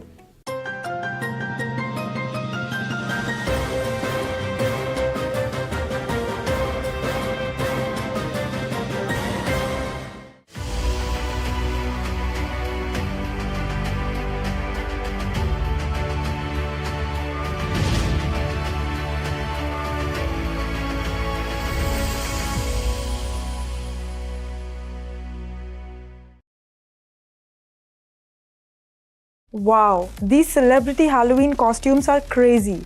I mean, max creativity and amazing, you guys. I genuinely live for these outfits.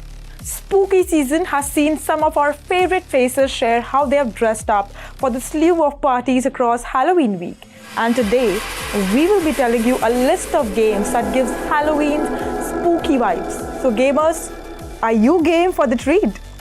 First on the list, we have a Decentraland.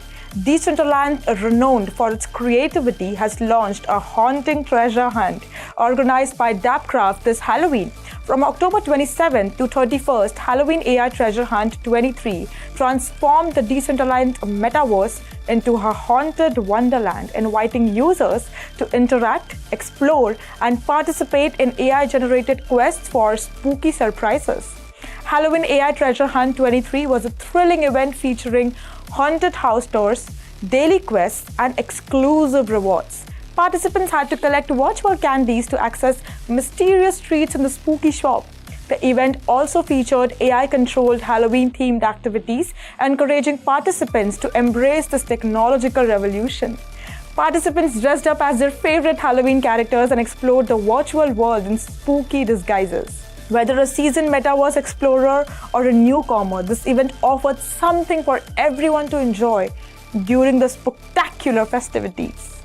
On number 2, we have Undead Blocks. Ever played Call of Duty Zombies? If yes, then the Undead Blocks will be familiar territory for you.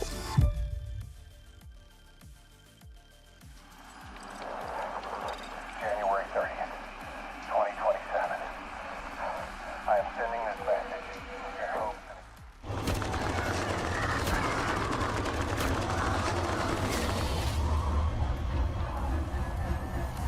Undead Blocks, developed in collaboration with Kivuru Games, offers an immersive experience where players must navigate a world overrun by zombies.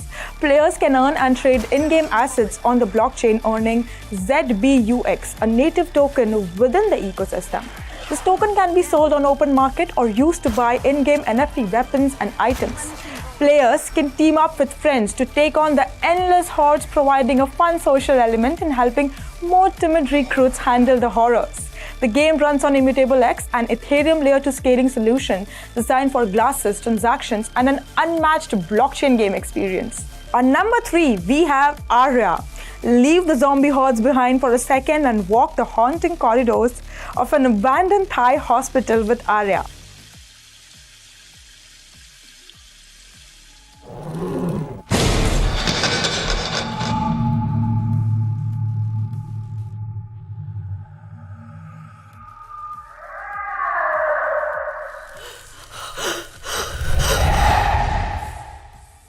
Fear, a blockchain horror game development studio, has released a thrilling action-adventure game called Aria. Set in Thai folklore, players must navigate through 3 distinct character storylines to unravel the mystery surrounding the disappearance of Aria. Each turn holds a new mystery, scare, and clue to Aria's fate. Courageous players who complete challenges quickly and with the fewest deaths can earn Fear tokens, the native token of the studio's entire network. The visuals of this game, in my opinion, are very similar to Granny the Game. I remember having nightmares about that game straight up for 3 days. Okay, sorry. Moving on.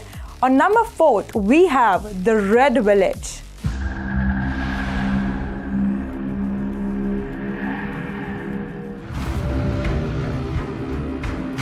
Only pain is known here. The air is heavy with death.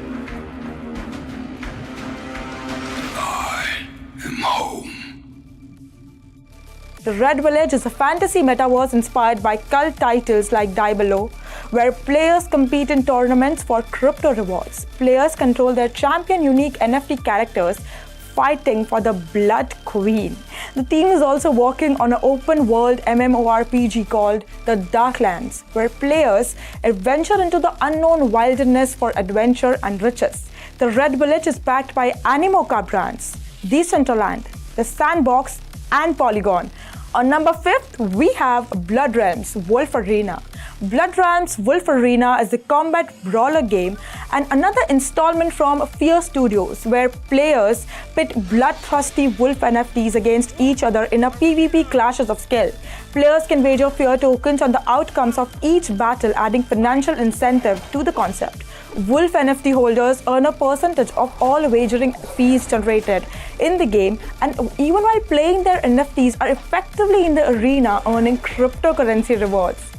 Rounding out our list on the top of crypto horror games to play this Halloween, we have The Walking Dead Empires. The Walking Dead Empires is an online multiplayer survival game set in an apocalyptic world of the series. Players must scavenge for supplies, build shelters, and form alliances to survive against the undead. They work together to build settlements and craft unique items. In-game land items and characters are represented on-chain using NFTs, which are traded between players, creating a complex and diverse in-game economy. You guys, we have also reviewed this game, and it's a must-watch. I'm mentioning the link below in the description. Gamers, there are n number of games that are spooky. If you know some terrifying spooky games, let us know in the comment section. We will review more spooky games in the future. Until then, keep watching 3.0 TV. Do not forget to like, share and subscribe to our YouTube channel. Also, do log on to our website www.3versetv.io or scan the QR code to know more.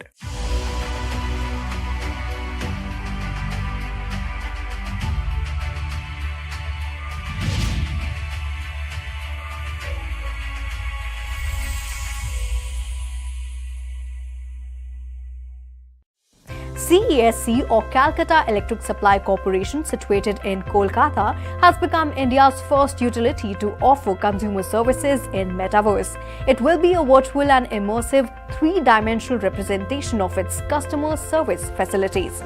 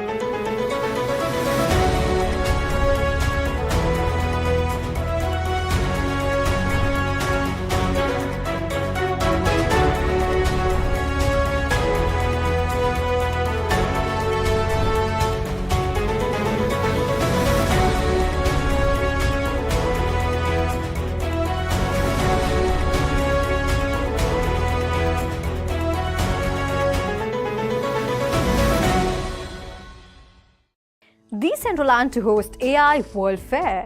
Goalverse to bring together leading jewelry brands and dealers.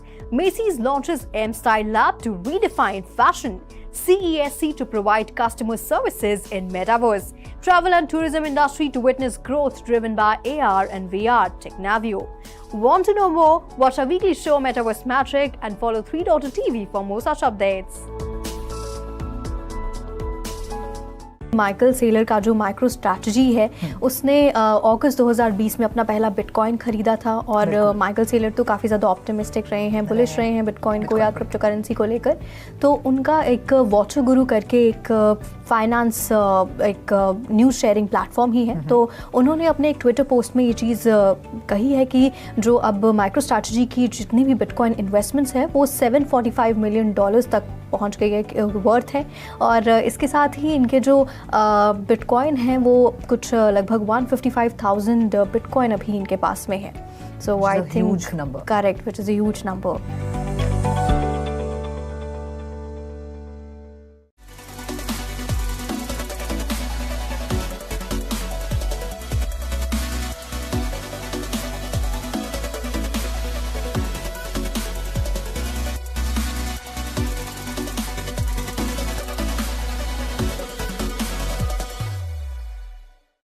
Angry Mills is passionately inspired by two incredible games that made video game history, which are The Worms and Angry Birds, and it mixes up some of their traits to deliver something totally new. Can you imagine playing Worms with the addition of 2D graphics, or challenging your friends on Angry Birds through fast-paced real-time matches? And if we say there are tons of weapons to choose from and you could even design your own defensive fortresses, you are just beginning to scratch the surface. By playing Angry Mills, you will take control of a team composed by 3 crazy animals garrisoned inside a fortress made up from junk. Shot after shot, opponents involved in this match will try to smash enemies' barricade and defeat his animals before being crushed by them. Angry Mills is a strategy game where players collect and upgrade various Angry Mills with unique weapons and abilities. Blockchain analytics firm Chainalysis released a report detailing the role of cryptocurrency in terrorism financing, and data shows that it is minuscule.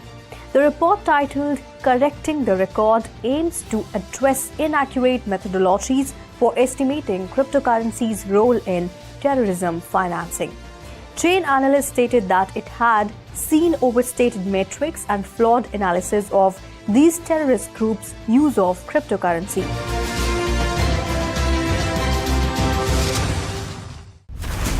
Several market analysts are now becoming increasingly confident that the approval of a spot Bitcoin ETF is likely to happen soon. If the ETFs are allowed, the blockchain analytics firm CryptoQuant predicts that $155 billion will flood into the Bitcoin market cap.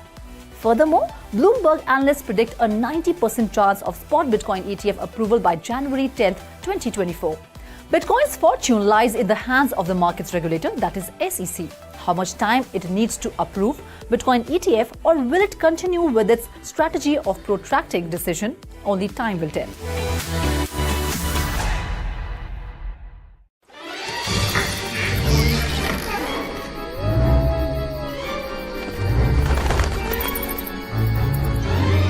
The scariest day of the year, or Halloween, is around the corner. And guess what? The spooky season, ghosts, spirits, and the dead will not only roam around the earth but also in the virtual world. Decentraland, known for its limitless creativity, is delving into the spooky season with a bewitching treasure hunt that is being organized by Dapcraft this Halloween. Well, Decentraland is going to transform into a haunted wonderland from October 27 to 31st.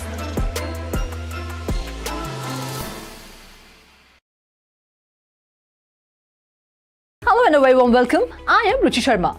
NFTs have been minted since 2014, but the process has never been simple. While many systems facilitate NFT trading and collection, it has proven difficult to easily generate NFTs and store these digital assets indefinitely.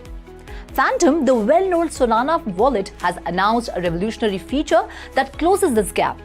Phantom has come up with a groundbreaking innovation called Camera Mint, which is a big step towards making NFT creation simple and accessible with a single touch. With Camera Mint, creating NFTs is made so simple that even non-techies can easily transform their media into Solana-focused NFTs. This feature not only represents a revolutionary leap, but it also makes the process of generating NFTs, including potentially valuable ones, less difficult. Curating NFTs used to require a desktop computer and occasionally an outside service. Not anymore.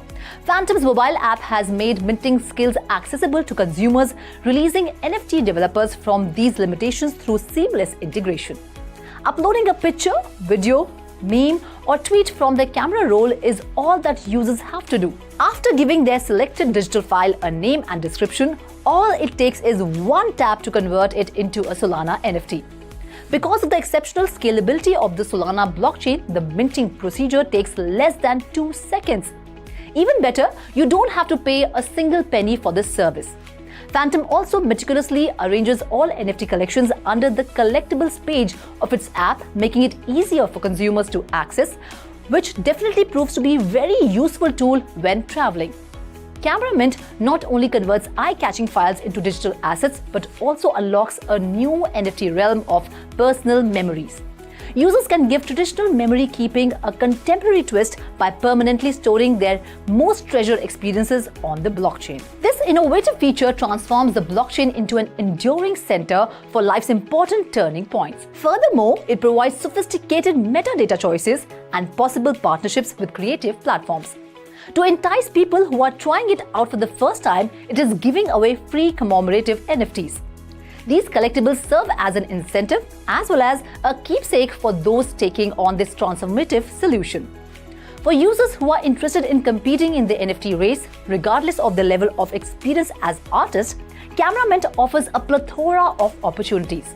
So give this fascinating new feature a try and start easily minting NFTs right from your mobile device. That's all in this special story. Do like, share and subscribe to 3.2TV, and for more interesting stories, please log on to our website www.3versetv.io or scan the QR code.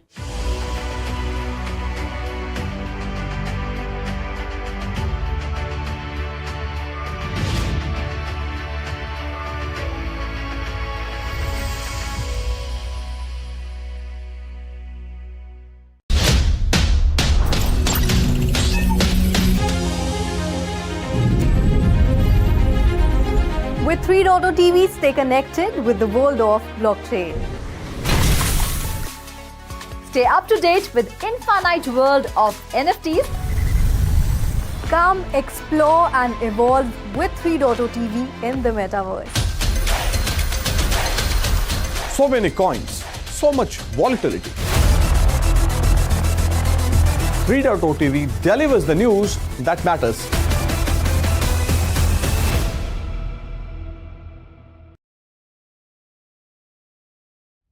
Hello and welcome to 3.2TV. I am your host Vishakha Thakur. India has topped the Chainalysis 2023 Global Crypto Adoption Index, leaping ahead of its position at number 4 last year. In 4 of the 5 subcategories considered for the 2023 index, India has ranked number 1. These categories consist of DeFi value, retail DeFi value, centralized service value, and retail centralized service value. Furthermore, India's volume of peer-to-peer exchange transaction has increased dramatically. It ranked 82nd just last year and now it is at number 5. To determine the rankings, each statistic was weighed against the purchasing power parity per capita of each nation. The top 5 countries included Nigeria, Vietnam, the US and Ukraine, while the top 10 comprised the Philippines, Indonesia, Pakistan, Brazil and Thailand. 6 of the top 10 nations are found in the Central and Southern Asia and Oceania area, which dominated the top of the ranking. India's adoption index score was first in the third quarter of 2023, while the global adoption score was mere 0.3. The survey also noted that following the late 2022 slump brought on by the collapse of FTX, the adoption of cryptocurrency saw a notable rebound in developing countries. Incidentally, cryptocurrency is not yet a regulated sector in India. Nevertheless, India has taken the lead in advocating a global consensus on crypto legislation as to what form and shape should it take in case it is ushered in, the most recent being at the G20 summit.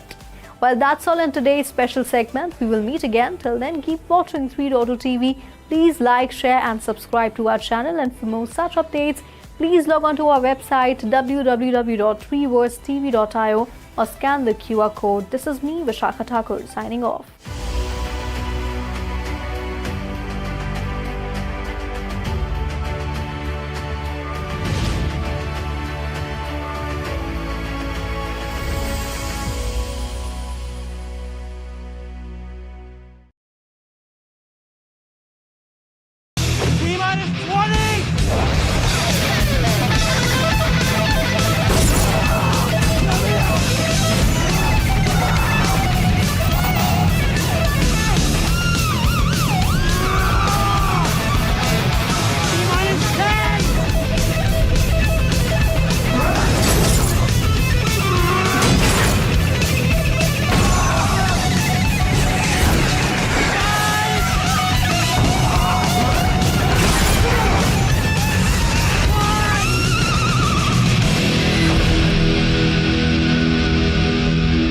नमस्कार, मैं हूं रुचि Sharma.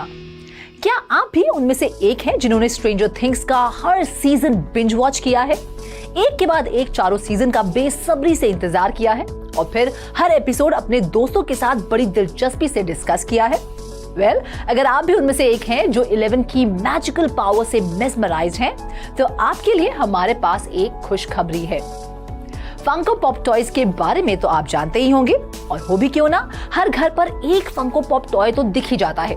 Funko Pop toys दुनिया भर में मशहूर हैं अलग अलग कैरेक्टर्स को रिक्रिएट करने के लिए, फिर चाहे वो कैरेक्टर्स फिल्मों से हों, वेब सीरीज से हों या फिर पॉपुलर कार्टून से। इसीलिए फंको पॉप टॉयज ने डिजिटल स्ट्रेंजर थिंग्स NFT का इनॉग्रल सेट बेहद एक्साइटमेंट के साथ 13 जुलाई 2023 को लॉन्च किया था। इन NFTs के क्रेज को देखते हुए फंको पॉप महज 3 महीने के अंदर ले आया है स्ट्रेंजर थिंग्स कैरेक्टर्स की एक और टॉय सीरीज। अच्छी बात यह है कि ये टॉयज अकेले नहीं आ रहे, इनके साथ NFTs के तौर पर इनके डिजिटल ट्विन भी आ रहे हैं। स्ट्रेंजर थिंग्स का सीजन 4 आ चुका है। इस सीजन की हाइप को कैश करने के लिए फंको टॉयज ने ये कदम उठाया है, क्योंकि हर सीजन के साथ स्ट्रेंजर थिंग्स का क्रेज बढ़ता ही जा रहा है। फंको पॉप अपनी हैलोवीन कलेक्शन के लिए खासे पॉपुलर है, इसीलिए इस साल फंको अपने ट्रेडिशनल हैप्पी हैलोवीन सेलिब्रेशन पर फंकोवीन वैक्स NFT ड्रॉप के तहत लेकर आया था स्ट्रेंजर थिंग्स कैरेक्टर्स का सेट। वैसे स्ट्रेंजर थिंग्स में आपका फेवरेट कैरेक्टर कौन सा है? डोंट वरी, इस कलेक्शन में Eddie Munson, Steve Harrington, Robin Buckley, Max Mayfield और एरिका सिंक्लेयर सबके फंको पॉप टॉयज मौजूद है। वैसे आपको बता दें कि कलेक्टर्स की हॉट फेवरेट है Eddie Munson Funko Pop NFT। जी हाँ, बाकी तमाम कैरेक्टर्स यहाँ तक कि ड्रैगन पर भी भारी है Eddie Munson Funko Pop NFT, जिसके लिए डिमांड सबसे ज्यादा है। चलिए अब आपको इन NFT से जुड़ी इंफॉर्मेशन भी दे देते हैं। ये NFTs कई टाइप्स में आती हैं, जैसे common, uncommon, rare, grail, royalty etcetera. Premium pack का प्राइस $39 से शुरू होता है, तो वहीं स्टैंडर्ड पैक $12.75 में अवेलेबल है। फिजिकल कलेक्टिबल्स को अनलॉक करने के लिए ग्रेल, लेजेंडरी और रॉयल्टी NFTs असेंबल करना जरूरी है, तभी रिडेम्पशन टोकन के लिए आप एलिजिबल होंगे। आपको बता दें कि एक रॉयल्टी सेट में कॉमन, अनकॉमन, रेयर और एपिक फंको NFT का कॉम्बिनेशन होता है। रॉयल्टी सेट पाने के लिए इन तमाम NFTs पर नजर रखना जरूरी है। रिडेम्पशन प्रोसेस कंप्लीट होने के बाद आपको ट्रैकिंग लिंक मिलेगा और फिर जल्द आपका लिमिटेड एडिशन फिजिकल कलेक्टिबल आपको मिल जाएगा। तो वक्त मत गवाइए, अपने फेवरेट कैरेक्टर को पाने के लिए जल्द रेस में शामिल हो जाइए, क्योंकि कंपटीशन टफ है। इस खास स्टोरी में फिलहाल इतना ही। ऐसी और इंटरेस्टिंग स्टोरीज के लिए लॉग ऑन करें हमारी वेबसाइट www.3verstv.io पर या फिर QR कोड को स्कैन करें।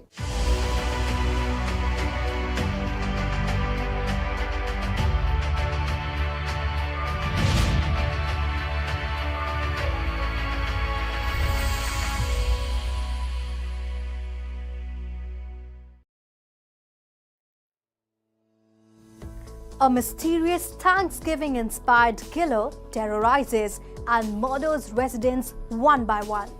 What appears to be random revenge killings is soon revealed to be part of a wider, deadly holiday plan. Will the town find the killer and survive the holidays? Or will they end up as guests at his twisted holiday dinner table?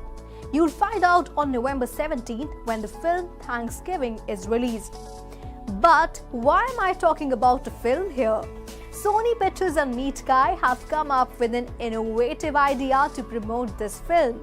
They have designed a first-of-its-kind virtual gaming experience.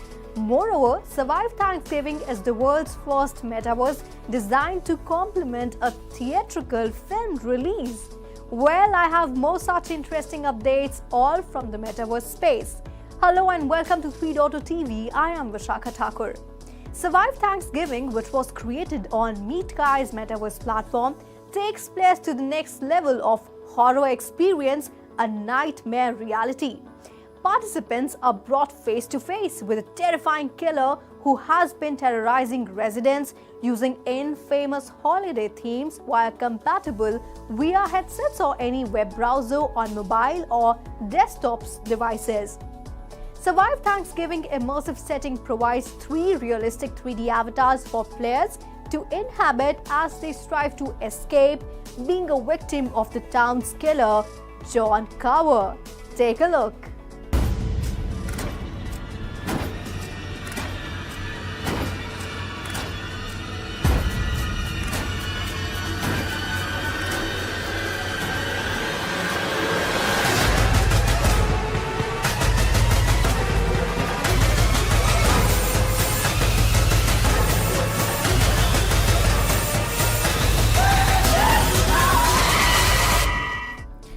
Well, users can walk the halls of Plymouth High School, engage with terrified Main Street residents, conquer challenges, and discover secret Easter eggs while exploring 6 classic locations featured in the film, unlocking new gamified player experiences.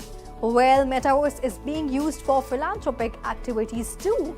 Yes, in an effort to help save the world's natural forests, Al-Walid Philanthropies, which is a Saudi Arabian NGO that initiates, supports and collaborates on projects around the world, is hosting a virtual event on Decentraland. Al-Walid Philanthropies and the World Scout movement have joined forces to promote forest protection and environmental sustainability. Scouts from across the world as well as the general public have been invited to navigate through a virtual forest, learn about the repercussions of deforestation, and take part in the Metaverse's first forest plantation event. Within the first 3 days, the Decentraland platform had 26,500 scouts and planted 610 trees. Well, Metaverse gaming tokens such as Gala Games, Axie Infinity, Sandbox and Decentraland have experienced a surge and significant growth recently, with some increasing by as much as 16%. So let's listen into what our special guest has to say about the current scenario of the Metaverse market. See, you need to understand, like, Metaverse is the battlefield, and in the battlefield you have few players like AI, gaming and NFT. So AI helps and integrates a faster user-based experience for Metaverse. Gaming is a core product of a Metaverse. And if you talk about NFTs, we have seen it has been shaded down. But now investments coming in AI, coming in gaming and NFTs picking up. So all these 3 elements will come directly to the Metaverse only. And you will definitely see big coins of Metaverse with high market value like Sand, Mana, AXS, Alice, RNDR. This all will play a vital role, and I am not surprised at all if you see the scenarios. Well, Metaverse is also being used to accelerate banks' digital asset advancements. Yes, the Nomura and Laser Digital Botanical Garden has been launched in the Sandbox Metaverse by Laser Digital Holdings in collaboration with Nomura Holdings. The Nomura Laser Digital experience is set in a Japanese botanical garden, symbolizing the bank's cultural history and commitment to sustainability. Visitors can meet avatars of senior Nomura and Laser Digital executives and complete tasks such as nurturing their own bonsai tree through 20 quests. Visitors can learn more about Nomura, Laser Digital and their strategic investments and advancements in digital assets by scanning the QR codes displayed throughout the garden. Moving on, Dubai-based metaverse project Everdome has released a metaverse as a service product line, which aims to make the immersive platform more accessible for all. Spaces is intended to enable people with little or no technical skills to quickly create metaverse experiences that can persist for days, weeks, or even hours as a metaverse pop-up space. Everdome cited the McKinsey report as one of the reasons for the launch, stating that nearly 60% of consumers using the early version of Metaverse were excited about transitioning everyday activities to it, and 95% of business leaders expected the Metaverse to have a positive impact on their industry within 5 to 10 years. And now, an exciting update for all students as it is related to the future of education. In a partnership with an award-winning interactive software business, the University of Salford's Media City campus has created a 3D virtual environment. The ground floor of the campus has been digitally changed into a fully interactive metaverse space in which students and lecturers can engage and construct new virtual places for teaching or presenting their work using game engine technology. Well, that's all in this episode of Metaverse Magic. I will be back with more such interesting updates from the Metaverse space.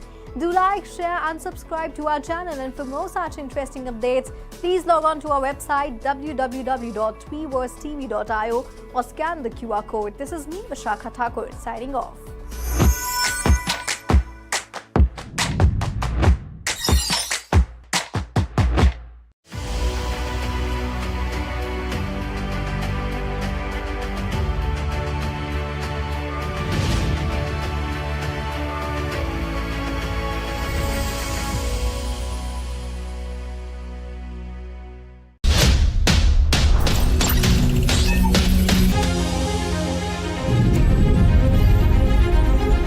3.0 TV, stay connected with the world of blockchain. Stay up to date with infinite world of NFTs. Come explore and evolve with 3.0 TV in the metaverse.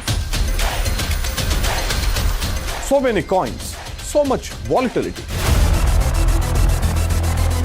3.0 TV delivers the news that matters.